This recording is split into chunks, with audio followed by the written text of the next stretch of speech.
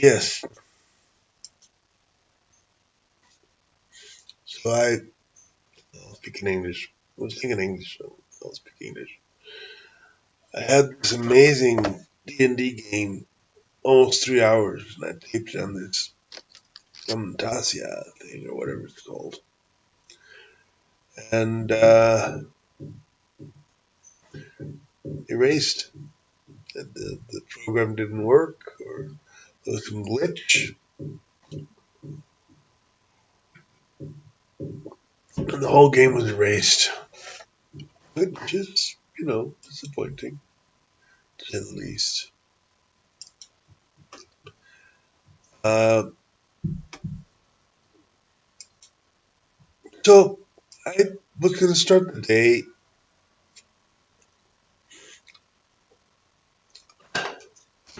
filming my cats with my little camera, but it's actually very cold. It's extremely cold this morning. So I wrapped up. The cat came on top of me. You can see my cat right here, Malay, and I wanted. I didn't really know what to do this morning. I was looking at my cats, thinking, "Shit, how am I going to feed these cats?" Because feeding the cats has become my constant preoccupation. Where I find the food for these cats? I'm not so worried about myself, but these little guys need to feed their bellies. Cats are very independent. If I don't feed them, they would probably go and off and find something else to do. But they were born here, and I've been feeding them since they were born, and I feel oddly responsible for them. So I want to make sure that I can feed them. If you can help me with that, I really appreciate it. You'll have if you go to my channel, my Patreon is there available. I would really appreciate that. Uh, so I have a lot of time to reflect on what I've done right and what I've done wrong in life. And I've done a lot of wrong. I would probably say that I've done more wrong than right. Uh, Going back in my memories, I come to this house with these cats. It's quite a journey, isn't it? And oddly enough, I find that the pursuit of money has been my constant worry since I left Grandma B in South Carolina. When I was in South Carolina and I was under the care of Grandma B, I didn't really care about money. I mean, I thought about it. I liked my Dungeons and Dragons books, and I was like, motivated to have more things always. It's that collecting gene that Casmartrix have. Casmartrix tends to like to collect stuff. But money was not really an issue for me. It was something that I didn't really think about. I had other thoughts in my mind. I was thinking about music. I wanted to be a musician. Girls. That was a big thought. To be girls was a big thought.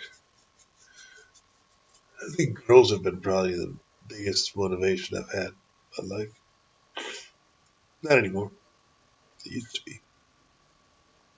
There's a certain age when you kind of like get over it.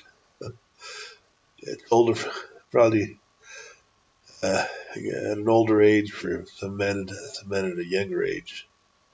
But anyways, it was girls. Girls was the motivation back then, I guess. Particularly Barbara Warlick. I was in love with her. My God, I was in love. But anyways, uh, I went off to California to meet with my dad, and I thought we were going to be together, and he was going to help me out, and we were going to do some stuff together. That didn't quite work out. I ended up in San Francisco by myself. I was what, 19, 20? 19, I think. 19 or 20. 89, let's see. Do the math. My computer can do the math.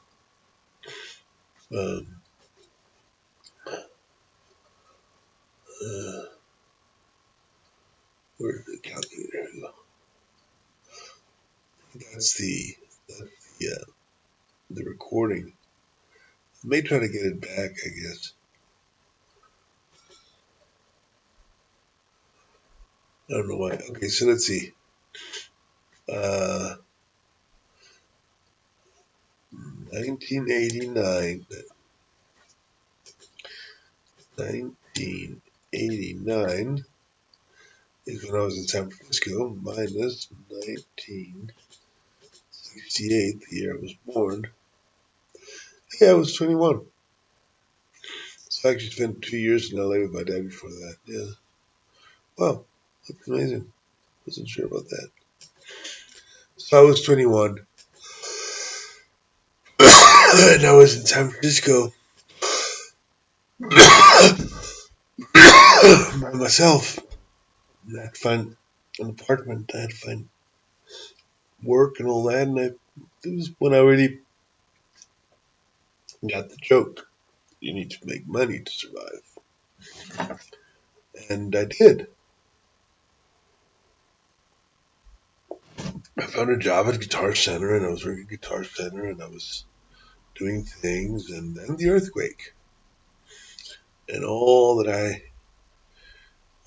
had done to build my life came tumbling down. So I went back to my dad, and then I went to. It didn't last very long. Then I went to Berta, Paris, and then living in Paris, it was kind of like I was living in five-star hotels with extremely wealthy people, but none of it was mine. I was just there, like as a kind of like a leech, bloodsucker, just attached myself to the whole wealthy. I wasn't alone. There was quite a few leeches out there, you know, sucking off the wealth from the Salkinds. Alex, I guess. Alex was the whale. Remras. We were remras. We were fish that attached themselves to bigger fish to eat the the uh, the leftovers. Uh, what do they call them? That they attach them.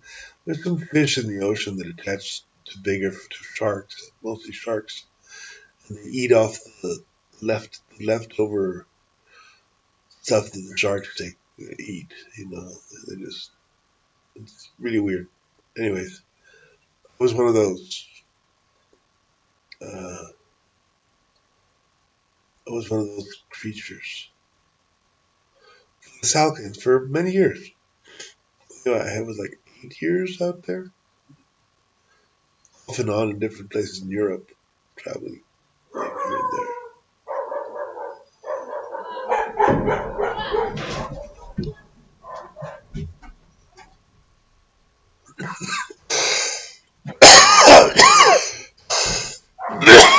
Cat petting with a dog. I have 30 cats. Some simple dog will make everything go crazy. So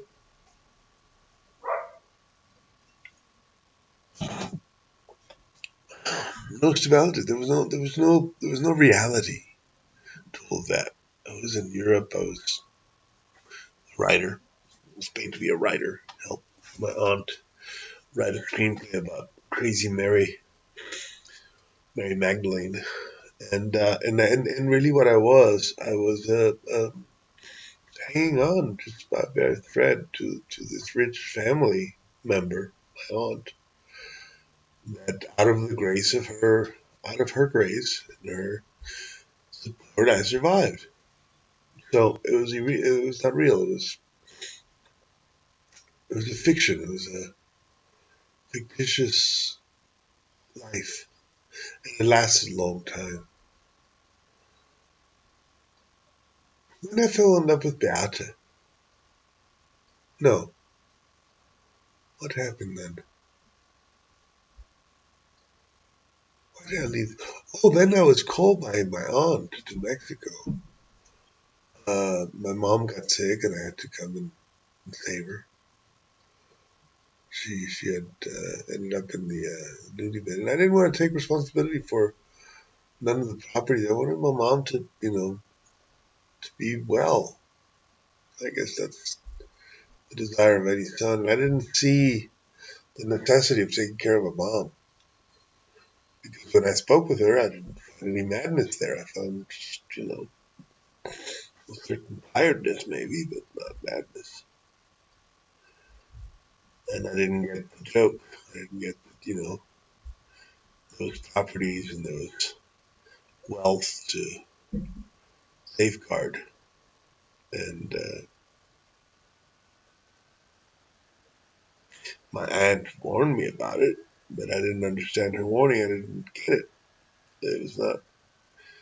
I wasn't conscious of what was really going on. I was not really clear in my head what I needed to do, so I didn't do it. I just went back to the States and then back to Europe, and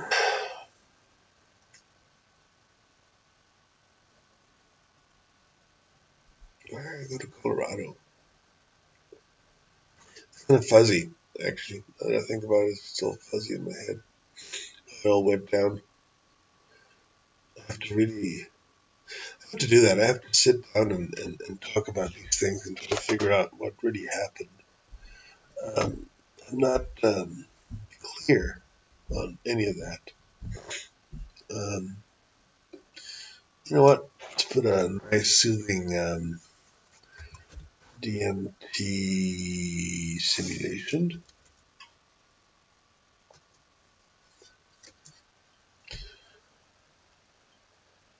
Uh,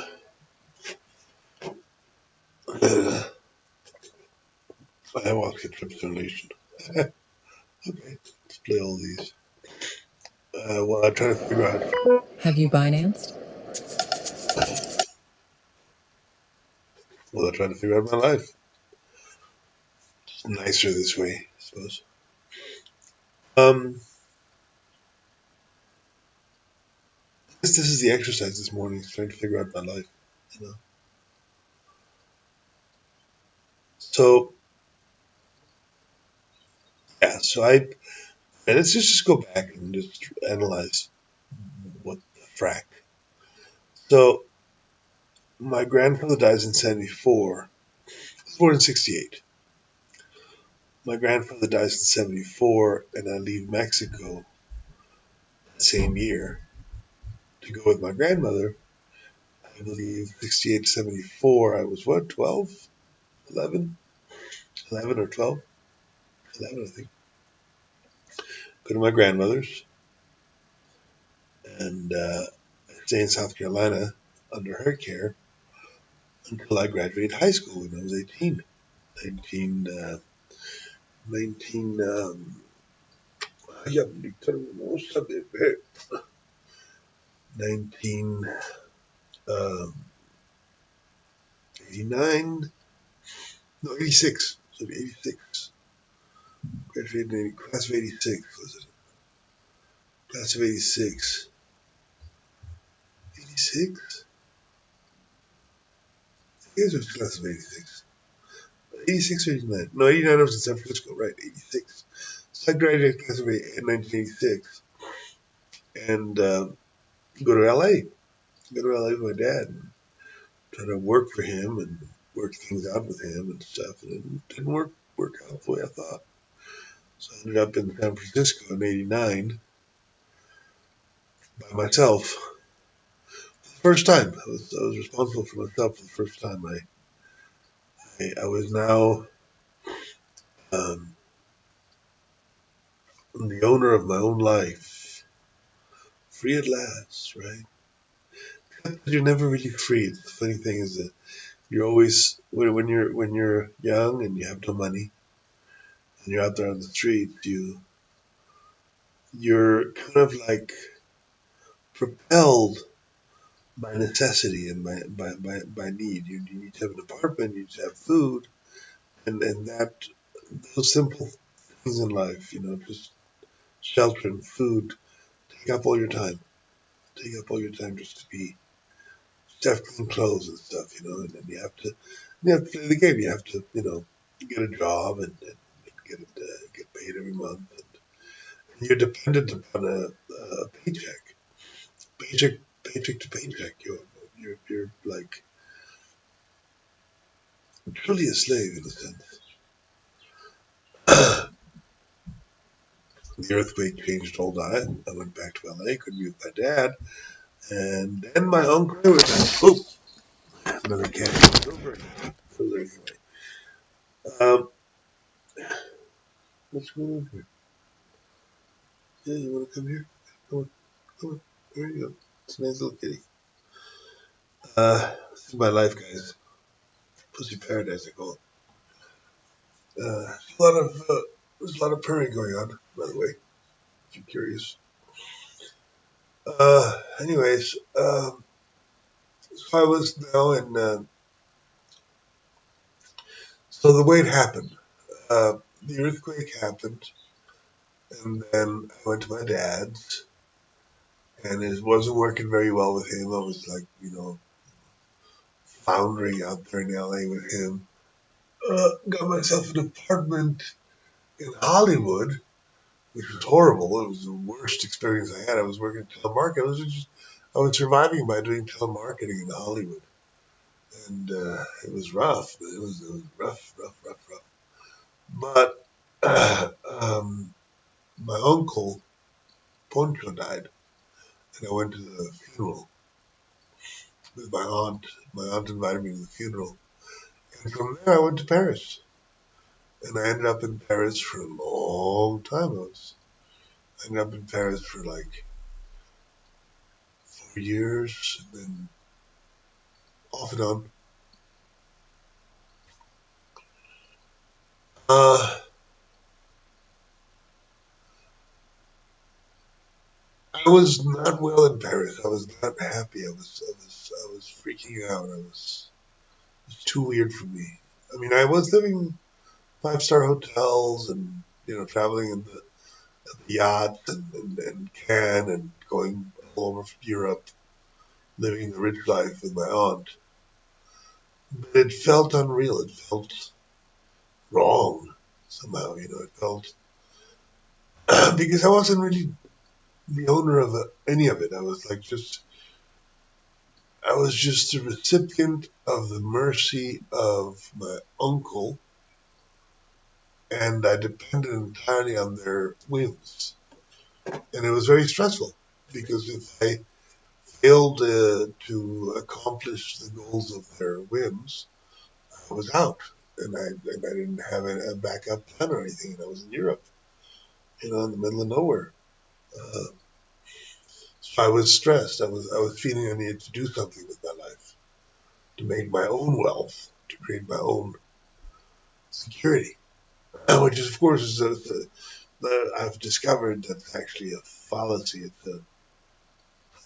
That's not real. That's all.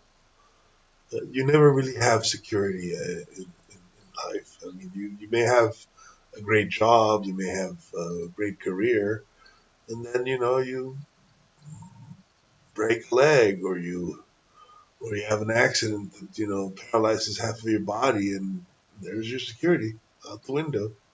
So this whole security thing is actually an illusion. Everything changes. Everything changes. So there's constant change, and so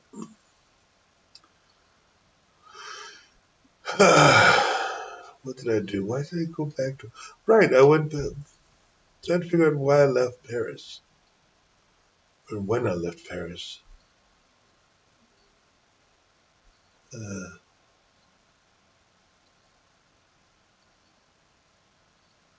Because I didn't really go to LA. I went to Colorado.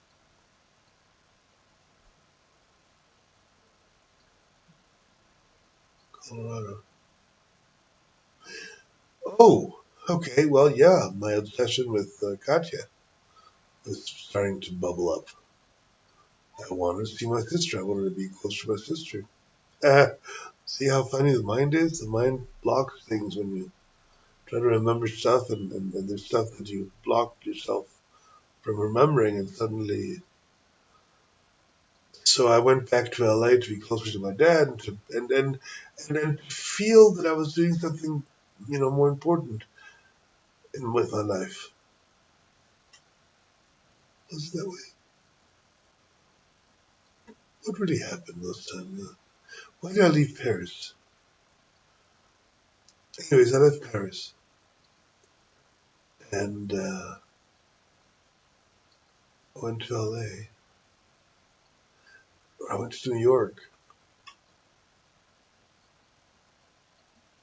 My God, I don't remember exactly how it all happened. Um,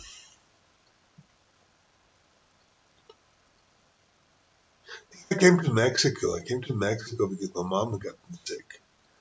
And from Mexico, I didn't want to stay in Mexico. So I went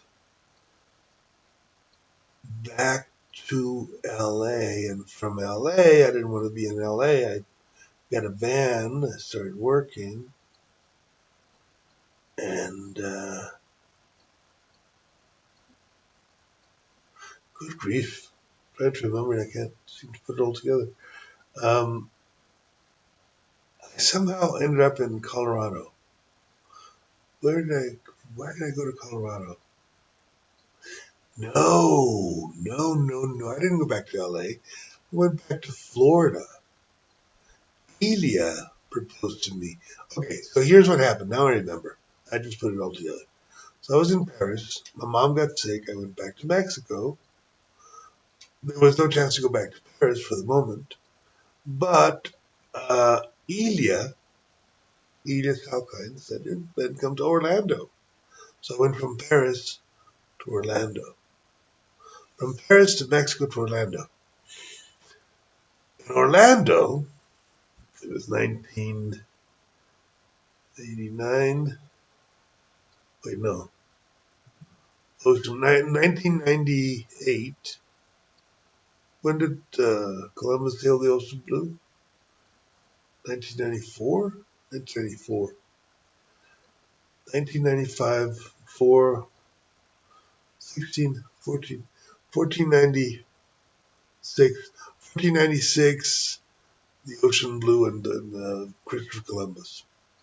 So it was before that. It was like a year.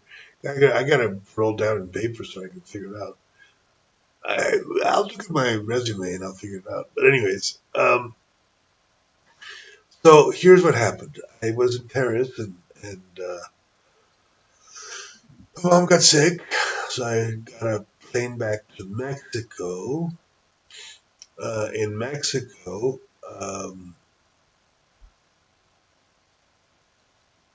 bounced back to LA didn't work with my dad, but I stayed with my dad for a while. But ended up with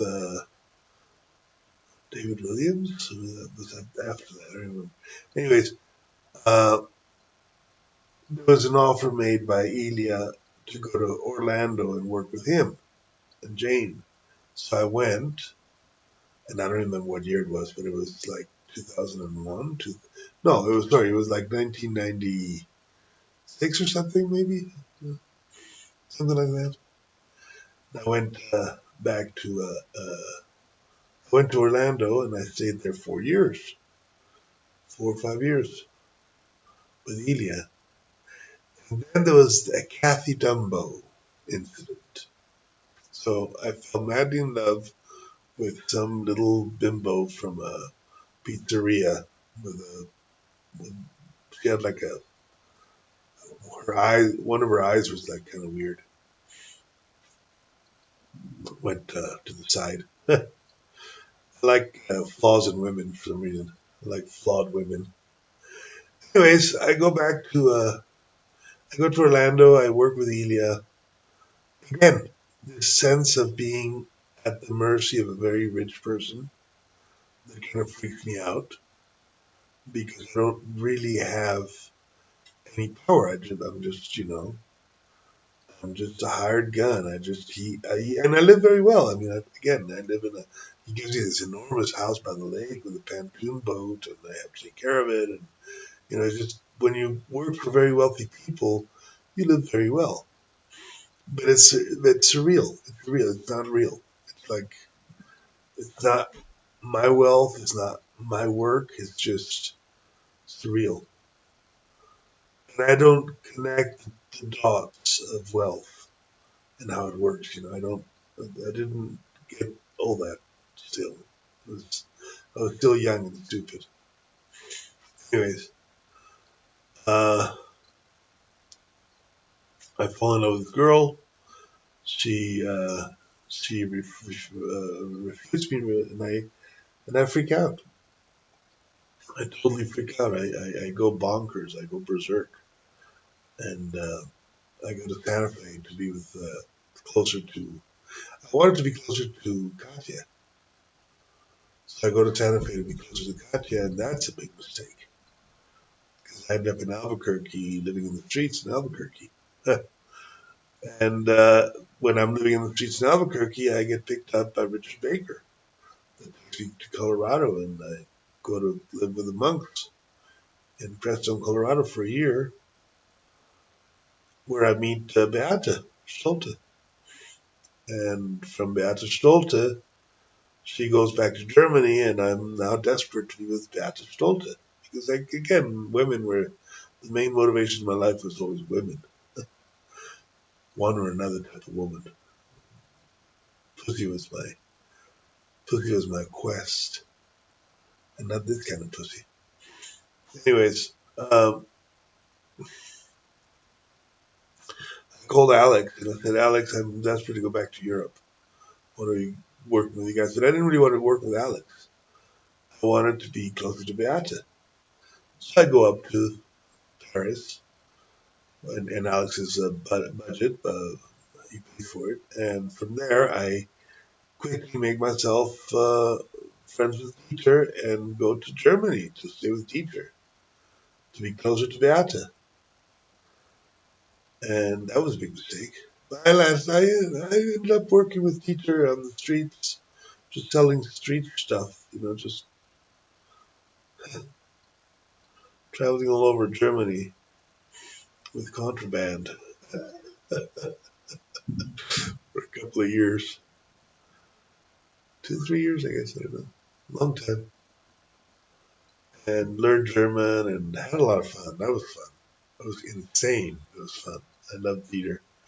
I mean, too bad he had the violent streak. He had to beat people up and beat his girlfriend up and stuff, and that was not nice. I didn't like that part of him. But I loved the guy. He was a beautiful guy. He was just an amazingly beautiful guy. Flawed, tragic hero. German mobster, Dieter Mind. Anyways, Dieter and I have a fallout, so I have to leave Germany. Not so much because Beate, but because of Dieter. And Beate never really takes me seriously. She never sees me as the partner that she needs in life, or she's not willing to gamble on me, you know, in our relationship. So that breaks me. That really breaks me. That really. And I go back to LA to kill myself, but I feel that too. So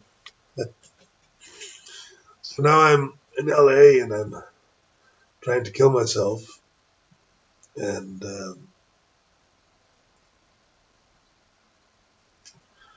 9/11 happens. And oddly enough, 9/11 looks very much like a plan that I had. Uh, written down in a website called deoxy.org when I was madly sending love letters to my sister because I was still in my pussy quest. And, uh, and it's madness. Madness, really. I mean, I go to jail, I get sequestered in some type of dungeon, and just black magic, and oh my god, I'm just the amount of crazy shit that went. I turned into a snake and into I literally turned into a snake. I mean, good grief, stuff that I've never told anybody. I'm speaking about it now. I don't know because it's the right moment to do it, I guess. But it's crazy. It's absolutely insane. And I go to South Carolina to hide out with my grandma B and help her out because she's all alone. But also try to hide out in South Carolina with her because I'm stressed out by all the shit going on in LA that I can't even understand anymore. I mean, there's so many so many things happen so quickly after 9/11 that I can't even begin to understand it all. I have to put it all down in words at some point, but just trying to unravel some of the events. I mean, there's a guy that turns into a fire beast in some dungeon in Van Nuys, and I turn into a snake somewhere in Woodland Hills, and I mean, just bizarre shit going on, man. Just bizarre. Probably drug fueled a lot of it. I mean, I don't even know how many drugs I did at that moment. I was doing drugs, obviously. But there was a lot of stuff that was not drug fueled at all. It was just weird shit going on, that you don't even know what the frack's going on. And it was all tied into this website, deoxy.org, which was really weird. And that got shut down pretty good. Deoxy.org was like a nexus of crazy people like me posting crazy shit that they were doing on live. I mean, many times I was homeless for a long time after my second after Germany. I did a lot of homeless stuff. I worked with Uli Lommel. I lived in my van for a long time, like 4 years. I lived in my van, and that was when the really weird shit started happening. It was like bizarre. Anyways, I ended up after that. I don't know how long I was in the van. I was a long time in the van. After that, I go to South Carolina with my grandma B, and my mom calls and says, "Hey, man, I need you." So I go to Mexico, and I start living here with mom to help her out with what's going on with my sister and her children and all that stuff, and she heals all my madness, all the madness that happened after Germany, man. That was just too bizarre. There was a period of time between Germany and Mexico that was just so utterly out of control. And I was out of control. I mean, I was totally out of control. That's when I did the whole deal with Lucifer thing, and just shit really got really weird. And come down here, and life is pretty simple. You just gotta make sure the kids have food, and the light is paid, and the simple, basic needs of the family drive me. And there's still weird shit going on, but in a different level or in a different perspective, maybe. Because I'm not weird anymore. I'm good. It's just the world is fucked up. And I take care of mom, and I take care of sis, and I take care of the kids, and that kind of like heals me. That brings me back into a routine of reality that makes sense.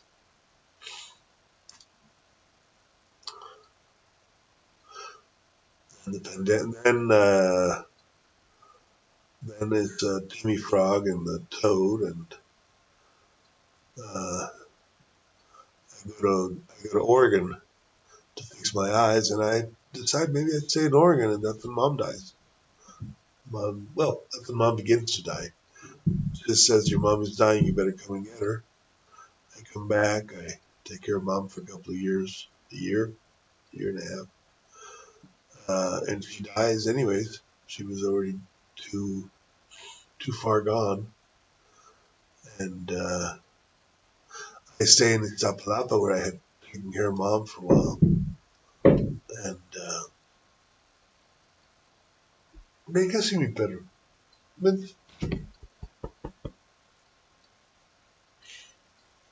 perrito. Now I'm full of cats. This is what I like in life. Welcome to Pussy Paradise. Anyways, so psychedelic apocalypse full of cats. So in the 28 years that I spent with Mom out here, um, she kicks me out a couple of times. I go off to Fargo on adventures. I go off to, but Oregon is my last adventure, and then she dies, and when she dies, shit. Uh, I'm still in Mexico City, and my sister's got the ranch out here.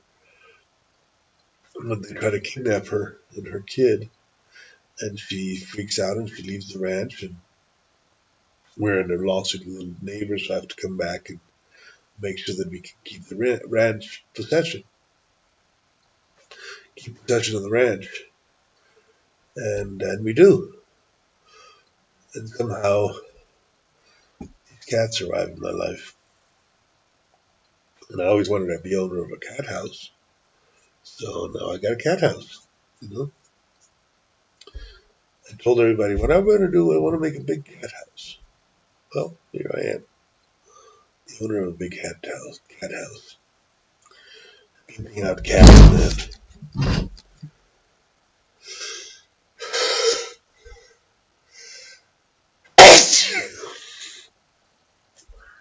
Pimping out cats. So that's it. That's the synthesis of my life right now. That's from zero to hero. How I come to be here with 30 cats and Mauricio, my Sergeant Flower. Buenos días. No. Estoy haciendo mi. Estoy aquí nada más. No pasa nada. Estoy cada gato secuestrado, güey. No, pues no sé, me secuestran todo el tiempo.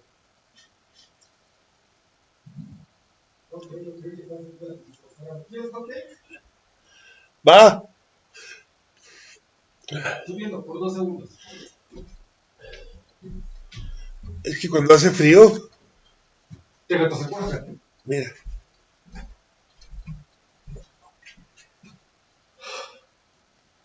Pensé que ya habíamos trabajado en eso. Mira ya, güey. 1, 2, 3, 4. ¿Y los de los pies? 4. ¿No hay más en los pies? Hay uno en los pies. Ah, ok. 4 gatos. Y mira eso. Güey, eso ya es un amasijo de gatos. Sí, la neta sí. Mire, ¿cómo buscar a mi güera? Ah, ya la vi. No la vas a sacar de ahí. No la voy a sacar de ahí. Si me acerco un poquito más, todos los gatos van a salir volando como pinches palomas. Exacto. Ahí los dejo. Voy a hacer hotcakes. Ok. Porque hotcakes. ¿Y gatos? Y gatos. Y ahí está el Capitán Pancakes. El Capitán Pancake. Güey, tenemos que hacer una plaquita que diga reservado para el comandante Pancake. Comandante Pancake. El comandante Eso. Hamburguesa. Eso justamente. El hamburguesa. Eso justamente. Va, guárdalo. Aquí estoy.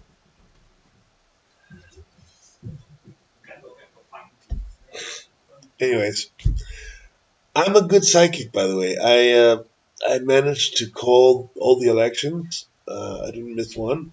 I called all the soccer games back in the pool Paul. Didn't miss any of those. So I do have my cities. My mom would call them cities, my mystic powers. But I also have issues with spirits from the beyond that make life complicated, and yeah, I turn into snakes now and then. So uh, go figure it out. Anyways, guys, I don't know. It's a weird video this morning. I'm just trying to figure it all out myself. I was trying to. I mean, when I play Baldur's Gate, I kind of like phase out and I don't think about things anymore because there's a lot of shit in here that I need to figure out that I haven't figured out. And one thing I do have clear is that the pursuit of money and money has been at the root of most of my discomfort. Like right now, for instance, my pursuit of money is very basic, just to buy cat food. I just need to have enough cat food to feed all these cats, and that's okay. I mean, I don't mind. I love these guys. Look at these. Look, who doesn't want to take care of a cat like this, you know? A baby. But I also recognize how money, which is totally irreal and fictitious and absurd, is a tool that is used to control our activity. So the fact that I'm here with 30 cats is probably, and I say probably because I can't say it with certainty. I can only theorize it. Not random. It probably has a certain logic behind it that I'm still not figuring out totally because I can't. I'm a human being. I'm a human being that's gone through some weird stuff. I don't really know. I'm not omniscient. I'm not omnipotent. Certainly, I'm not omnipotent. And although I must say that in my psychedelic journeys, I have somehow realized that all reality is based on thought, and that thought is a collective thing that we do based on intelligence, and our intelligence is a collective thing that we do based on something beyond our intelligence, something that observes what we do. So the connection between reality and what we think is enormous. If I think it, it happens. And if you have fear, if you have fears, if you have anxieties, if you have desires, they will devour you. They will definitely. The universe is in the business of making reality for you the way you want it, the way you want it to happen, the way you want to see it, the way you want to. How does it? How should I explain? Okay, here's how it works. Right now I'm here with these cats, and it's cold, and I'm speaking into the machine, looking at these weird videos on LSD and mushrooms and shit and stuff. But my mind is peaceful. I don't have any desires or fears.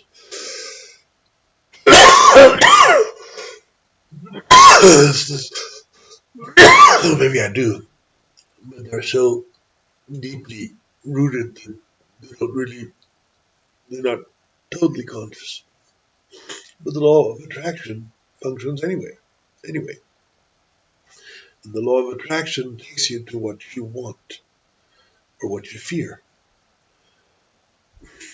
And mostly we're fear based. I mean, the vast majority of human beings on the planet are base their reality on avoidance of pain, not on pursuit of. They call it pursuit, not on pleasure, but on pain. The avoidance of pain. You don't want to. You don't want to be hungry. You don't want to be cold. You don't want to be uh, sad. So your avoidance of pain is what drives you to think, and your thoughts create the problems that lead you to that avoidance of pain, which is really bizarre, but it's the way it works. And put yourself in a place of absolute bliss, you need to go beyond that avoidance of pain, because if you're always avoiding pain, you don't get to the bliss part. The bliss is having your body filled with cats. I mean, bliss is. I'll take a shot of that because that's actually very cute. Anyways, well, you know what? Let's do that. Let's see.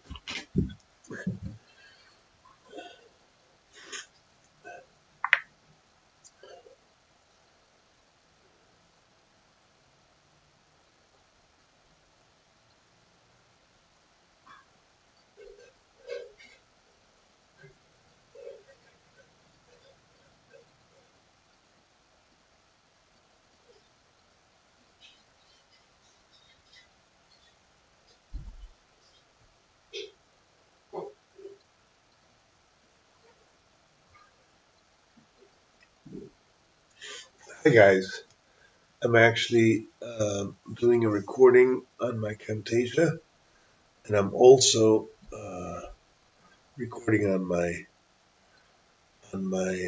cell phone live because of that. I mean,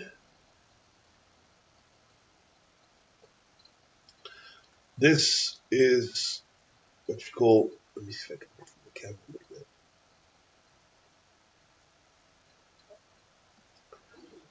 It's called Pussy Paradise, man.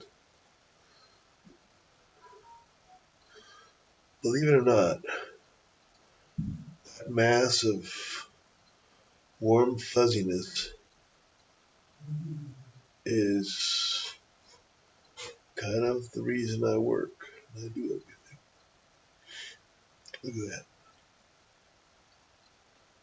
It's cold today.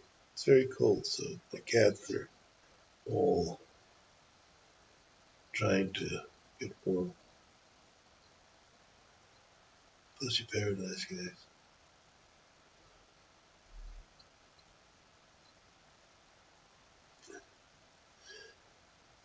There's got to be at least 20 cats in there. On the foot of my bed. Maybe some on the bed. No, there's none on the bed. Look at that. There's no cat. There's one cat on the bed, and there are about 20 right there. And then I got this one over here. It's a lot of cats. So if you want to share and like this video, um, also you can look at my Patreon, and if you want to help out in Pussy Paradise to get these cats fed, spayed, and vaccinated, I would really appreciate it. Take care.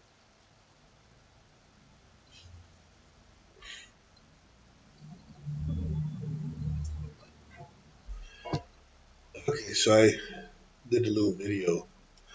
I can't move the machine to show you the cats uh, because it's a laptop. But anyways, life can surprise you, yeah. Anyways, this is it. This is my life, guys. And I wanted to share how I got from A to Z and how my motivation has changed over the years.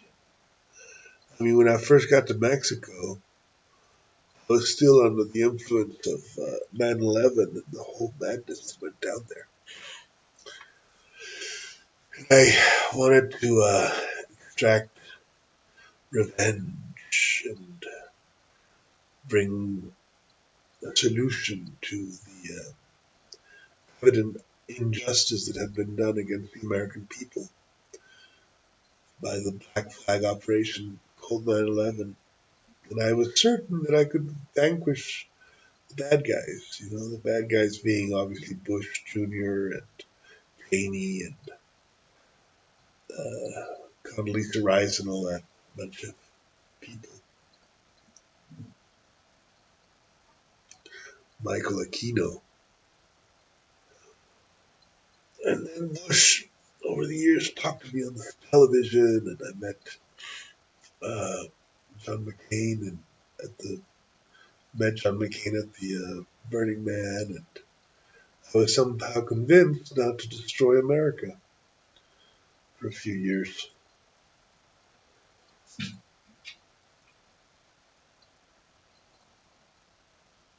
John McCain literally told me that what I wanted was going to happen anyways. And what I wanted was to make a world without borders and to have, the free movement of people back and forth and all that stuff. And he just said, be patient. Everything is going the way you want it. And that was John McCain at the Burning Man. And I was like, okay, that's kind of weird. Why are we talking about this, right? But I was naked and I was high on mushrooms, and John McCain was dressed like a Bedouin. And I had been talking to George Bush on the television for years. And again, it was all with these guys, these John McCain, George Bush. It was always very pacifying, very calming, like, just relax, chill out. The world is working fine. Things are going great. Don't worry about it. And now I got 30 cats, and I'm in Mexico City. And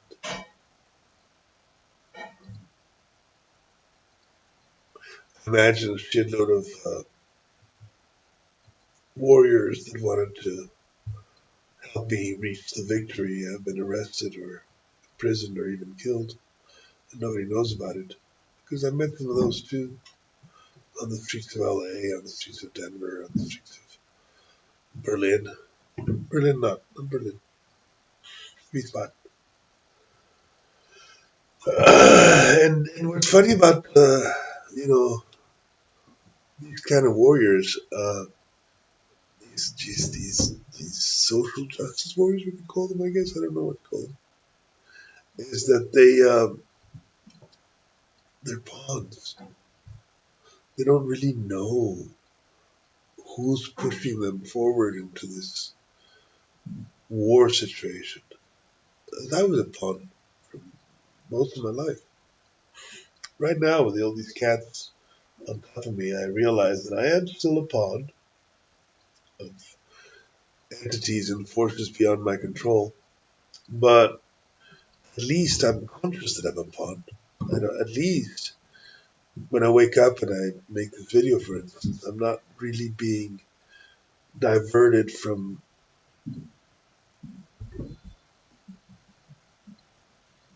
the point of my design nature. It's a higher realm of consciousness. And I have ayahuasca and the tapo to thank for that. Because much of what happened in my life was also based on my mother's and my relationship, which was the best thing that ever happened between me. My mom was the best healer that I've ever had. But she was also a warrior, total guerrillera. And she was red, red, red, red, red. Like big red bush. The communist in her was strong. And the mystic communist, I would call her, which is actually it fights with itself. Communism is all about atheism. Communism is the absolute certainty that there is no mystical state and that everything is, that humanity is the ultimate God. Communism is godless. And Mom was never godless. Mom was desperately looking for God or the devil. And she found him. Man, did she ever find him. Because she took me there. We saw them together. So, and that was all thanks to drugs. It's when Mao Zedong says, religion is the opium of the masses, he's not wrong. It's like when you actually go into the deeper states of consciousness, the higher states of consciousness, you meet gods. You meet gods and devils all types of entities that are beyond human comprehension without the drugs. That's just a fact. That's just a reality that you have to deal with. That's something that you have to understand as real, totally real. There's no sugarcoating it. There are entities beyond our realm of understanding, which I don't want to say manipulate, but certainly drive our reality and create reality with their words. In the Bible it says, first was the word. Well, God is not the only one that does that. The devils also just create reality with their words. I've seen it. I mean, the dark side of God, the left hand of God, is this dark thoughts, and dark thoughts create darkness, and it's infinite. There's the realm of darkness that you can reach when you go into the darkness is very, very deep. I've been there. But also the realm of light. You can go into infinite realms of beauty and harmony and peace and what is it the Sufis say? Love, harmony, and beauty. Yeah, well, there you go. That's kind of what we're trying to reach in the higher realms. And the only thing worth reaching, because if you go the other way, man, you go deep into some very deep, dark places that they don't have a lot of hope because you are in the presence of the eternal. The eternal is there, and you cannot deny eternity. Eternity is, and you are eternal. Your being, you as an entity are eternal, and you're eternally transforming and changing. You're eternally becoming. My dad said it a couple of times actually. My dad is very psychedelic, and he said a couple of times, he said, "You're eternally becoming. You never stop becoming. You always become something." Gate gate para gate para samgate bodhisattva. Eternal becoming. You're never really Buddha. You're always a bodhisattva. Because you're always becoming, because everything is becoming around you. You're Buddha when there is no more becoming, when you just are. Something like that. It's a trippy image, man. Anyways, that's my thoughts in the morning, and I wanted to share them with you, and the DMT realms and everything. And yeah, that's kind of the DMT realm. Definitely fractals, kaleidoscope. They're kaleidoscopes.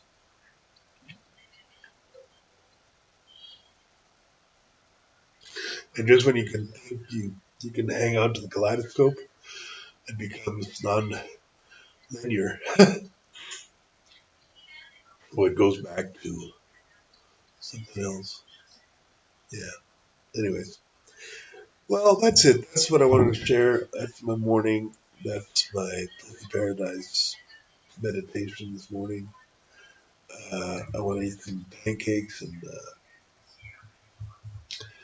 maybe make another cup of coffee, and I don't really have much more to share than that this morning. So, take care of yourselves. Thanks for watching, and see you in the next show.